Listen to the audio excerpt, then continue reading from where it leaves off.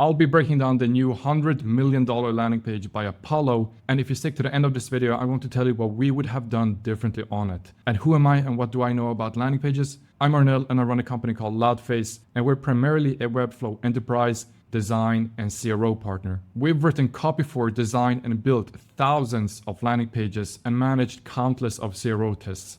And before we just go straight into it, a heads up. What I'm going to talk about is what I can see here in the front end of Apollo. I do not have access to the backend data that Apollo has, and I'm not part of their team. Apollo is not a client, so we don't have their data on this new website. So this website maybe is crushing it when it comes to conversions. We don't know. We're just playing off of what we know, my expertise and background and experience. With that said, let's just dive straight into the first comment and annotation. So what we're covering first is the color contrast of the text and the logo against this grayish background of the website. Now, what you will notice on the new website Apollo launched is that they have taken an approach where the entire website is a gray canvas, and each section is more or less like a card they place on top of this canvas and stacked on top of each other. So you can see that when I scroll, we have all of these rounded corners, and each section is essentially a card wrapped in this grayish layout. So when we scroll up, we can see that the nav bar is also sitting against this gray background, and I'm not a fan of it.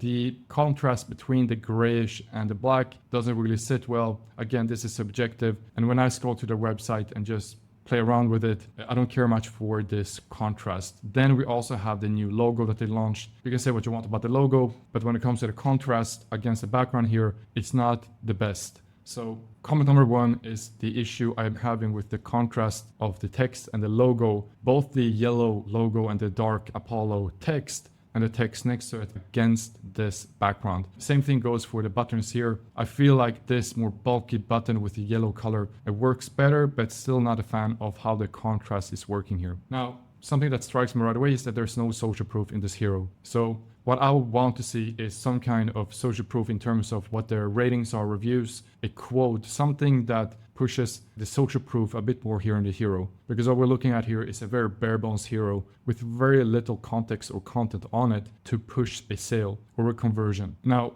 I would say that Apollo is probably one of the most well-known SaaS platforms for B2B marketers. They probably are aware that most of the people that visit their website are more likely to know who they are than not. But still, with that said, I do think that it wouldn't hurt having social proof included in this hero section, even if they are well known. Now, the third comment is that we have a weak value prop in the header. The header goes the only tool you need to optimize calls, and something that you cannot see in this static Figma clone is that this portion right here, optimize calls, is actually a animation where it writes out the word optimize calls, it deletes it, and it writes out a new word. Could be finding leads, sending emails. But in general, I didn't like this because one, you had to wait a while until they surfaced all of the value props, but I would prefer if all of it was just visible straight on the canvas. Now, the funny thing is that as I was recording this video and just playing around with the Apollo website,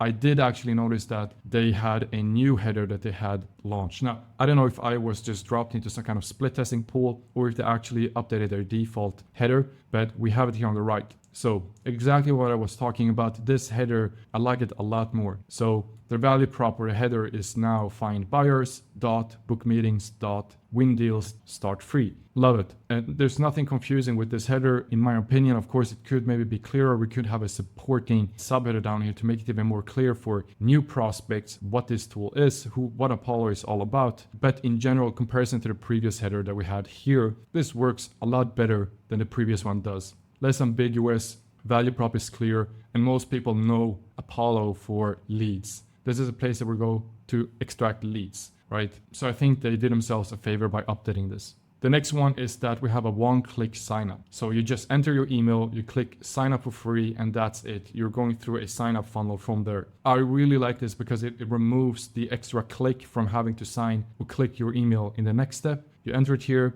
you click sign up for free, and you're in the funnel. Love this. It's straight to the point and easy to understand for anyone and get started. We have a weak social proof under the fold. So we have this social proof saying join over X business using Apollo, and then they have a few logos to the right here. Not a fan of this. It's too shy. I would have wanted to surface this a bit more. It doesn't have to be as big as this header right here, but something that strikes a bit more clearer than we have it right here. The next annotation is that we have a weak choice of testimonial quote. Now, the quote that we have here is from a testimonial from a person from SmartLink, Grace Feeney. May have butchered that name, but the quote is, Apollo supports people who want to be innovative, to do something new. And a quote couldn't be more ambiguous and vague. I would want to have something here from a person that actually used a product and said something tangible. For example, hopefully they have this somewhere in the list of quotes or testimonials. Apollo helped our team find leads much faster and cheaper, and within their suite, run them through their own built-in email tool. Now, bit dragged out, bit long, but something along those lines would work a lot better for me if I try to look from a perspective of someone that doesn't know too much about Apollo, to see that, okay, people are using it for extracting leads and then run it through their email platform. Crystal clear. I now know how people are using Apollo, but that's not what we're getting here. We're also talking about this section right here, the good use of tangible stats extracted from case studies. Now, I love this way of doing it. We're doing this on our own website where we have these 3 boxes that are talking about case studies, but they're not just talking about, it's not just vague text. It's actually stats that they can extract from those case studies. So Ashby, 4x meetings booked, and they also put the number in a very big font here. PR, 2x increase in email open rate. Census, 400% more phone numbers. This is a great thing. It's tangible. It also gives an insight into what the platform actually is and offers. Here, it's very clear that you get phone numbers or get lead data from this. Next section, we have the new animation. Now, this animation, I'm going to probably throw it up on the screen just quickly so you can see how this works, because it's a static design. But I actually like this animation. It's engaging. It has a clear interaction / animation. I think it's good. And whoever designed this did a good job, I believe, in visualizing how Apollo is a suite, a package suite of multiple tools in one platform. And then they have good supporting text to explain what this animation is and what it's supposed to visualize. So we have a very creative drill down of the suite of features. And down here, we have actually links that links out to each respective product page if you want to read more. The pipeline builder, the call assistant, data enrichment, and so on. So whoever wants to go further and read more about the product can do so from here. Now, if I scroll down a bit more, we have this dotted line that leads us to this header. Everything you need to sell, scale, and succeed. Now, vague, ambiguous, but I think it works really well in combination of what we put down here. So again, ambiguous header backed by tangible features and products. I like this. If it was only this and we didn't have this backup, this wouldn't have been a no-go. So we have pipeline builder, call assistant, data enrichment, go to platform, same thing that we had up here, and it supports the header. Now, I like this. What they do right after that is they actually break down each product in the suite in this animation down here. And again, probably going to throw up a recording of how this animation looks. But actually, let me just go and show you how these animations looks on my screen. Okay, first animation, we had this thing right here. Love it. Whoever designed it did a great job. Really good interaction animation to showcase the product. Then we scroll down here and we get to this animation. And I'm going to roll back soon to Figma to keep breaking it down. But as I'm scrolling, it locks me into this portion of the page and just scrolls me through the journey of these different products. I love how they broke down and drilled down into the actual features right here. They have a header here that explains the value prop of these different products. And they have a screenshot of the product itself, which I love.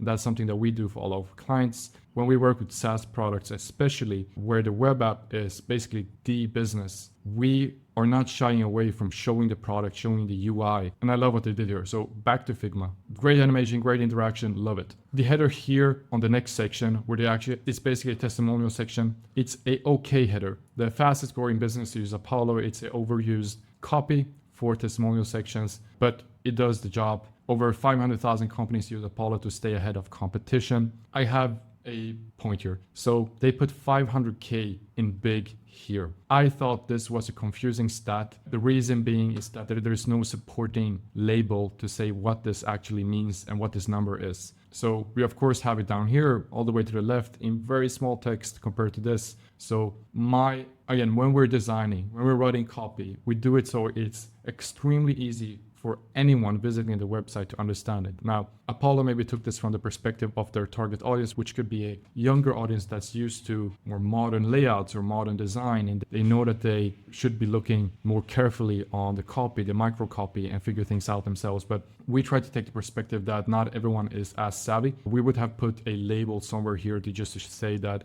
500K companies use Apollo. The testimonial cards here, if you will, I don't care much for it. The reason being is that the animation here doesn't. So the idea here is that you hover with the mouse, there's a card that pops up, and you have an animation that showcases the actual text of these people and what they said about Apollo. And I can showcase it here on screen. So if we scroll down, you will see what I'm talking about. So I hover here, I hover on Diego, I get his testimonial about Apollo. So it's not the worst testimonial section. The reason I don't like it is because I would want to surface something more on the screen. For example, they could have extracted this 75% number, put it somewhere on this card in the default state, and when you hover, you get more context on it. But what we have now is just logos and faces. That doesn't tell me much. Again, a very picky thing, nothing groundbreaking. So back to Figma. And then we scroll down to a CTA section where they basically just say that they're a great product and move forward and click a button here. So the header is the best sales platform in the world at an almost unbelievable value. I love this header. It's creative, it's fun, and it basically says exactly what it is. It's a sales platform or a sales suite, whatever you want to use, depending on the audience. And they also say that it's an almost unbelievable value. So I know that this is not going to be a expensive enterprise only product. And then they have a good supporting body. So you don't have to spend a fortune to run a world-class revenue generating machine. Again, love the supporting text. And then they say what this actually replaces. So Zoom Info, Outreach, Salesloft, Gong, Chili Piper. These are all very big enterprises in the B2B SaaS space or MarTech space, and more, with Apollo to cut costs and get better results. Again, love it. I think this is a great section. The CTAs I think are very clear too, so you can either just go and see the pricing or you can just get started right away. I'm not sure why they're not using a version of this down here on this CTA. I think it's a bit of a missed opportunity. Maybe they know something that I don't, but it doesn't make sense to me to have two different call to actions. And that's the only point I would add here. And then we have the footer, the most exciting part of every website. But essentially, it's just the way that they've surfaced all the links. Now, I love when a website surfaces all the links. Sometimes I just want to go to a specific page and I don't want to sift through the mega menu of the nav bar. And I don't want to go to the URL and try to find that specific slug. I just like when they put everything in the footer. I know that to go there, find the exact page I need to find, and boom, I'm there. I like this. And I think that marks the completion of this breakdown. Now, a lot of points I think we went quite deep. I also actually wanted to have time to create a alternative version of this design to show you guys what we would have imagined this design to be if we implemented all of these fixes. If that's something you want to see, let me know. Would love to make a follow-up video on this just to show you what we would do, or maybe even post something on our X or LinkedIn to show a follow-up of this video with the design that we would have made. So if you like this video, leave a thumbs up, a comment, and also subscribe. We're planning to make a series after this, and we have a couple more of these breakdowns lined up for SaaS companies that you definitely know about and that I'm looking forward to breaking down. Thank you so much for watching this video. Subscribe and leave a comment. I would appreciate that because it shows that either this video did good or it's a flop. But I appreciate again the time, and I'll see you in the next one. Thank you.